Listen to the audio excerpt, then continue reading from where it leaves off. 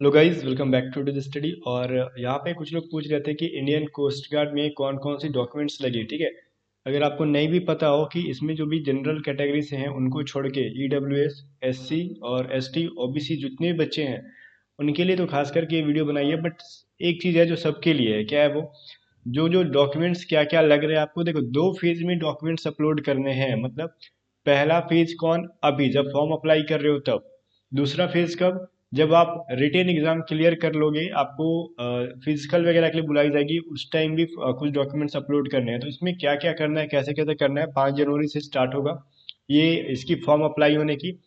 ठीक है, और कौन कौन से फॉर्म आपको डाउनलोड करने होंगे इंटरनेट से, मतलब कोस्ट गार्ड की ऑफिशियल साइट से, वो सभी चीज़ें मैं बताऊंगा किस तरीके से करनी है। वो सभी चीज़ें मैं आपको अभी अभी बता के जाऊंगा। ठीक है, तो किसी भी टाइप के क्वेश्चन पूछने से पहले वीडियो को पूरा देख लेना, तभी मैं आपके कमेंट का रिप्लाई दूंगा। ठीक है, क्योंकि ऐसे क्वेश्चन पूछते हो जो मैंने ऑलरेडी बता दिया है तो फिर मुझे रिप्लाई देना अच्छा नहीं लगता। सबसे पहले गाइस, इस पे देखो, ये जो है आपका ऑफिशियल जो है ना, ये है क्या बोलते हैं, नोटिफिकेशन है आपका कोस्ट गार्ड का। ठीक है, अभी मैं ऊपर नीचे नहीं कर रहा हूँ, बिकॉज कर दे रहा हूँ चलो आपकी खुशी के लिए। देखो, ये आपका ऑफिशियल है। अब बट अब नीचे ले जाके ढूंढना पड़ता है कहाँ गया कहाँ गया। ठीक है ना, फिर भी गाइस, इसको स्टार्ट करने से पहले कौन कौन से डॉक्यूमेंट्स आपको देने हैं, ठीक है ना।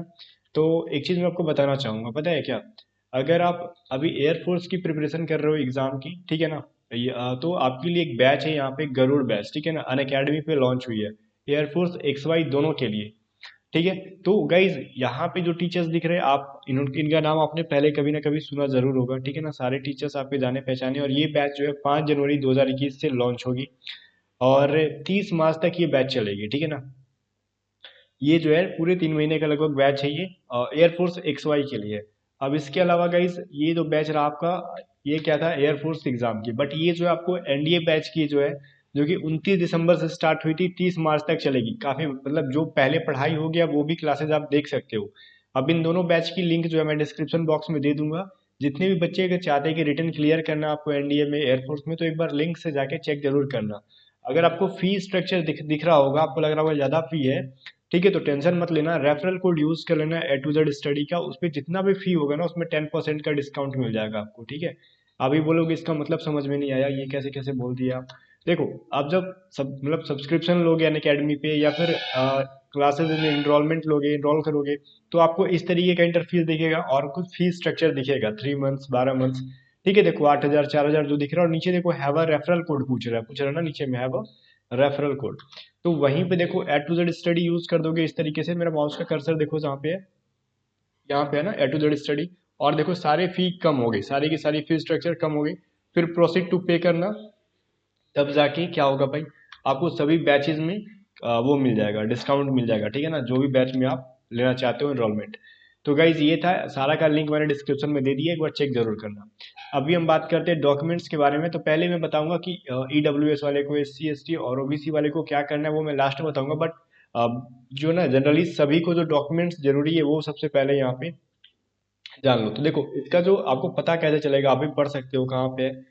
देखो, एक चीज है यहाँ पे, ऑफिशियल जो नोटिफिकेशन है, डॉक्यूमेंट वेरिफिकेशन, तो इस पे अभी ध्यान मत दो, डॉक्यूमेंट वेरिफिकेशन पे। ठीक है ना, सबसे पहले आपको ध्यान देना है कहाँ पे, एक जगह लिखा होता है ना, हाउ टू अप्लाई। ठीक है, यहाँ पे देखो 6 पैरा में लिखा हुआ है हाउ टू अप्लाई। और यहाँ पे देखो, अभी जब अप्लाई करते टाइम कौन कौन से डॉक्यूमेंट्स आपको देने हैं। ठीक है, और बाद में जो जो डॉक्यूमेंट्स फेज 2 में देने हैं, ठीक है ना, वो डॉक्यूमेंट्स आप लोग रेडी कर लेना एग्जाम देके, या फिर इसको फॉर्म को अप्लाई करके। तो देखो, सबसे पहले फॉर्म अप्लाई करते टाइम, अगर आप डीबी के लिए कर रहे हो, डोमेस्टिक ब्रांच के लिए, तो यहाँ पे ध्यान दो। ठीक है ना, अगर आप डीबी के लिए कर रहे हो तो जीडी के लिए नहीं, जीडी वालों के लिए कुछ एक्स्ट्रा भी अप्लाई करनी है। देखो, डीबी जो है 10th लेवल का एग्जाम है, तो उसमें 12th की मार्कशीट आपको नहीं पूछी जाएगी। ठीक है ना, 10th वाले जो है 12th की मार्कशीट नहीं पूछी जाएगी। और फोटो कैसे देने हैं सब चीज मैं बताऊंगा यहाँ पे। देखो, यहाँ पे साफ साफ लिखा हुआ है, the candidates will be required to upload document in 2 phases। ठीक है ना, 2 फेज में आपको डॉक्यूमेंट्स अप्लाई करने हैं। Few documents are required at the time online application, मतलब जब फॉर्म को अप्लाई करोगे, ऑनलाइन करोगे, अभी 5 जनवरी से स्टार्ट होगा उस टाइम। एंड फिर लिखा हुआ है and few are required to be uploaded if shortlisted for stage 2। अगर आप शॉर्ट लिस्टेड हो जाते हो स्टेज के लिए, तब जाके आगे की डॉक्यूमेंट्स क्या करोगे, अपलोड करोगे। बट अभी जो करने हैं मैं आपको बता रहा हूँ। और एक चीज ध्यान दो, डॉक्यूमेंट्स को स्कैन करके ही देना, ठीक है ना, और फोटो कॉपी को नहीं, ओरिजिनल डॉक्यूमेंट्स के क्या करने हैं, स्कैन करके देने हैं, और सेल्फ अटेस्टेड मतलब वहां पे सिग्नेचर करके नहीं स्कैन करना है, जैसे है ओरिजिनल वैसे ही स्कैन करना है, ठीक है ना। ये इंपॉर्टेंट थी।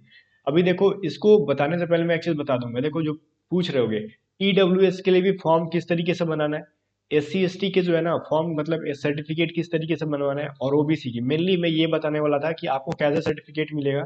तो इसके लिए ना वीडियो को स्किप बिल्कुल भी मत करना, क्योंकि मैं बीच में ही बताऊंगा इनके बारे में।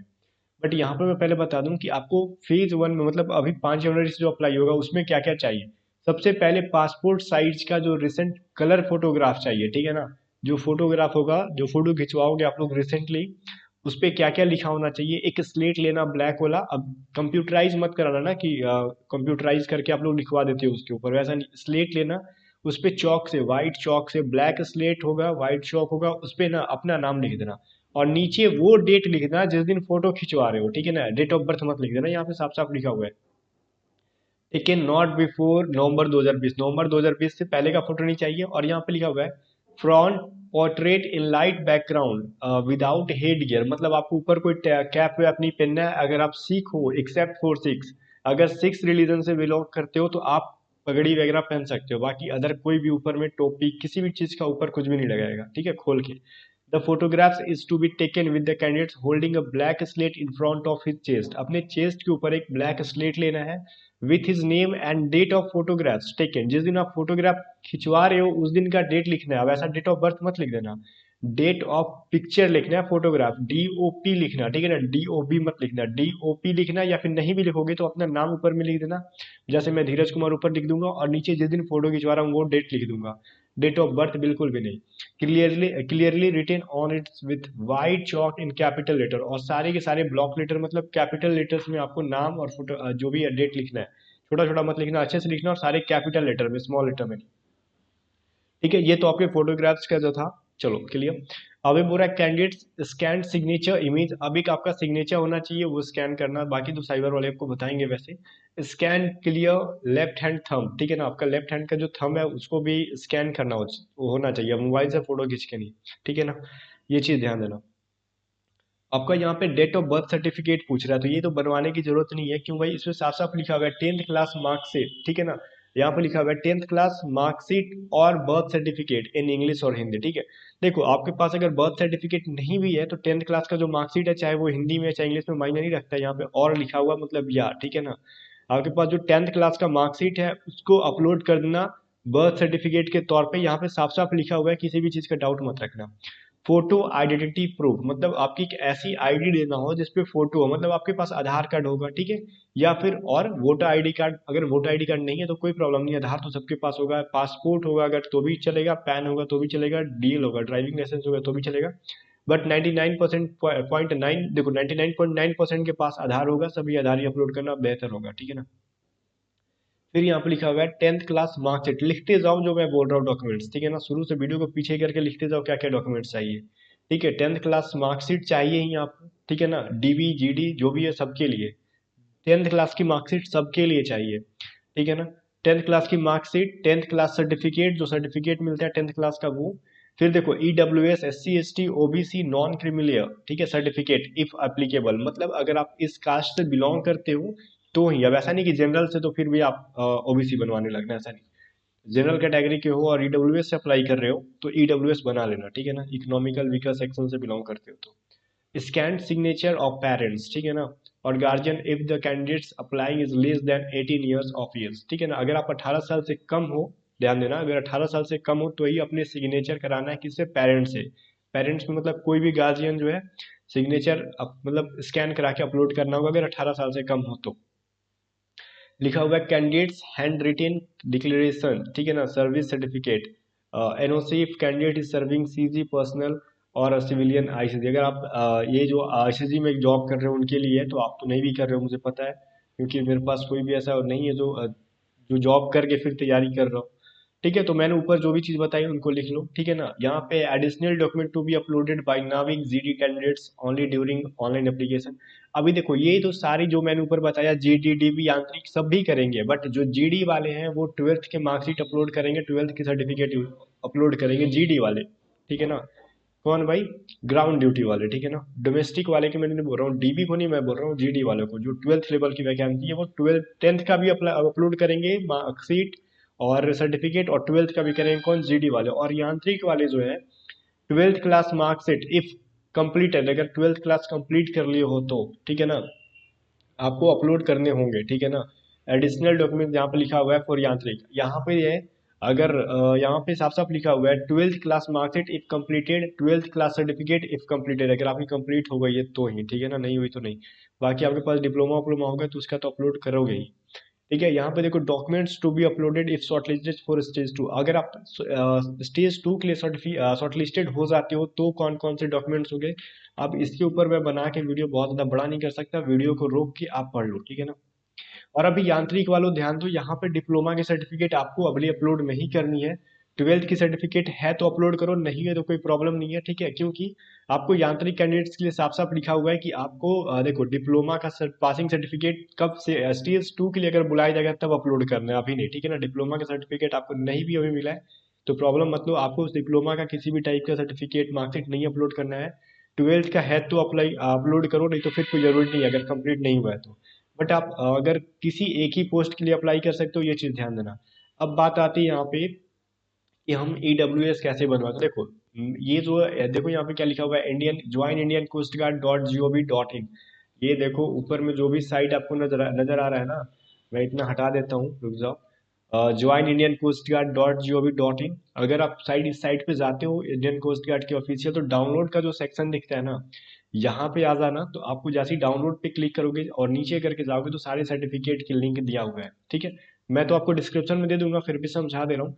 सबसे नीचे जाके देखना डाउनलोड सेक्शन में कि जहाँ पे दिया हुआ है ओबीसी का सर्टिफिकेट, जो कि पीडीएफ का जो सीन दिख रहा है यहाँ पे फोटो दिख रहा है, पीडीएफ वाले पे क्लिक करोगे तो डाउनलोड होगा।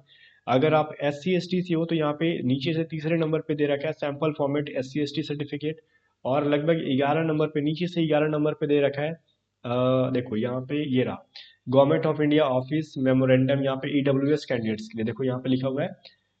EWS वालों का यहाँ पे ये दे रखा है। मैं एक एक करके दिखा रहा हूँ। सबसे पहले EWS देखो यहाँ पे, ये जो आप डाउनलोड करोगे तो आपको मैं आपको फुल करके दिखा दे रहा हूँ, ये जरा आपको अच्छे से क्लियर नजर आ जाए, ठीक है। तो आप ये जब डाउनलोड करोगे तो आपको नीचे में एक फॉर्म टाइप का मिलेगा, ठीक है ना। और मैं आपको धीरे धीरे ऊपर कर रहा हूँ ताकि आप अच्छे से पढ़ लो।